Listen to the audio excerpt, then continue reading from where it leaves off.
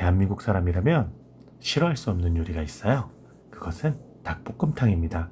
그런데 여기저기 손도 많이 가고 번거로워 보이죠?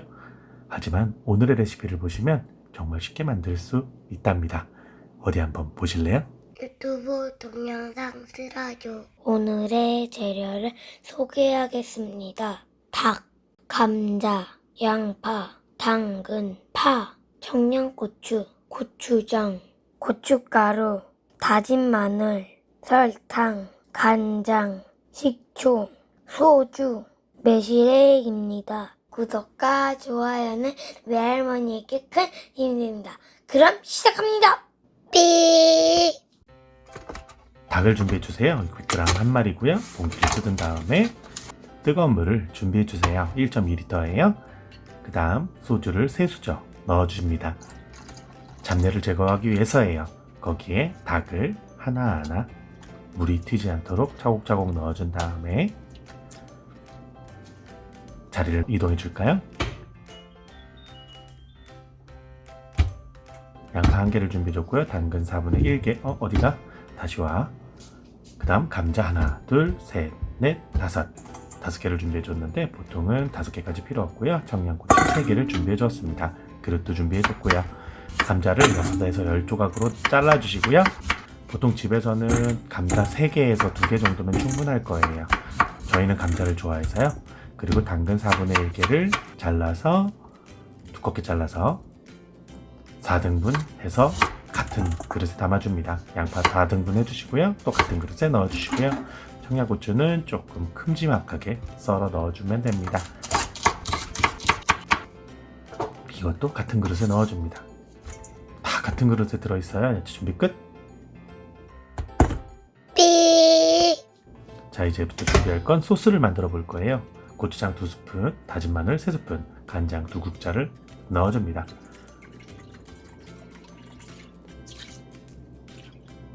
자, 이제 다음 설탕 3수저를 넣어줍니다. 그 다음 고춧가루 4수저, 소주를 3수저 넣어줍니다. 자, 이제 식초도 3수저 넣어줄게요. 자, 이제 양념이 대충 된 것 같은데 여기에 후추도 티스푼 한 개 정도 넣어주시면 되고요.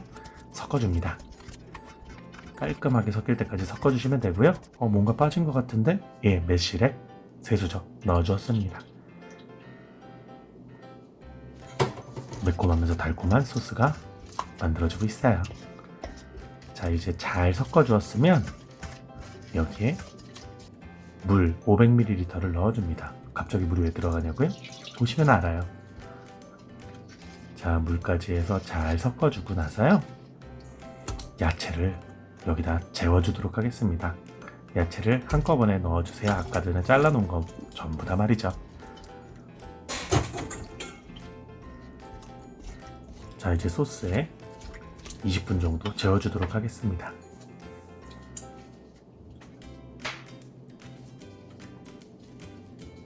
(20분) 정도 따로 보관해 준 다음에 아까 익혀놨던 닭이랑 같이 섞어줄 거예요. 자, 이제 잠깐 치우고 파 한 뿌리를 준비해 주시고요. 송송송 썰어 주시면 됩니다. 근데 평소에 자르는 것보다 조금 더 큼지막하게 잘라줬어요. 자, 이제 모든 준비 끝. 삐! 팔팔 끓고 있는 것 보이시죠? 여기 위에 뜬 이물질을 제거해 주도록 하겠습니다. 깔끔하게 국자로 제거해 주시면 됩니다. 사실 그렇게 하지 않아도 상관은 없지만 깔끔한 게 좋으니까요. 자, 끓는 물에 5분 정도 끓여 주시고요. 그 다음 닭을 따로 건져내 줍니다. 그리고 나서 할 일은 남은 국물과 안에 있는 것들을 버려주시고요. 다시 쓰기 위해서 깨끗하게 설거지도 해주었어요. 그 다음 다시 올려놓고요. 아까 전에 준비됐던 소스와 야채를 먼저 다 넣어주도록 합니다. 통째로 말이죠.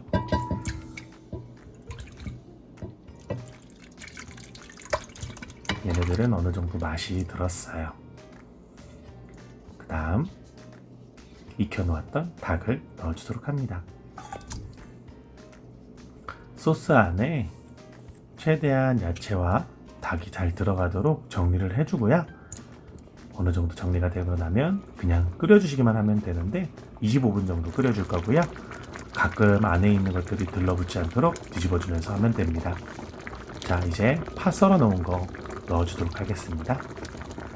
25분 다 지나고 나서 넣어준 거고요. 소스 색깔이 굉장히 진하죠? 파가 다 들어갔으면 이 상태로 1분 정도만 더 끓여주도록 합니다.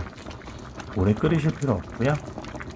여기서는 간단하게 1분이면 충분해요.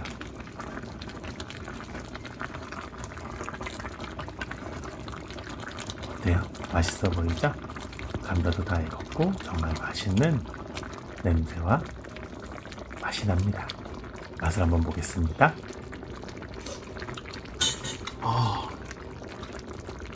따봉입니다. 짱이다. 정말 간이 잘 밴 닭볶음탕이 완성되었습니다. 밥과 함께 드시면 정말 맛있어요. 오 마이 갓.